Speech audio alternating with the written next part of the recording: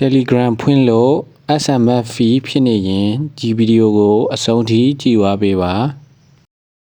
Telegram ဖွင့်ရင်အခုလိုမျိုး SMS feed တော်တော်များများဖြစ်နေကြပါတယ်ဗျ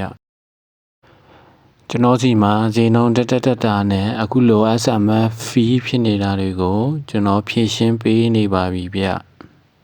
လောက်ချင်တယ်ဆိုရင်ကျွန်တော်ရဲ့ TikTok chatbot Telegram account ဒါမှမဟုတ် Viber နံပါတ်တွေတင်ပေးထားပါတယ်အဲဒီကနေတစ်ဆင့်ဆက်သွယ်ပြီးလုပ်လို့ရပါတယ်ဗျတုံးလို့ရတဲ့အထိလုပ်ပေးမှာဖြစ်ပါတယ်နောက်ပြီးတော့ Telegram software တစ်ခုမှာ account 3ခုအထိထည့်ပြီးတော့တုံးလို့ရပါတယ်ရေးမိတ်ဆွေတွေအနေနဲ့ account 2 account 3 account တုံးချင်ရင်ကျွန်တော်စီမှာဖွင့်ပြီးသား account တစ်တွေကိုလည်းရောင်းပေးပါတယ်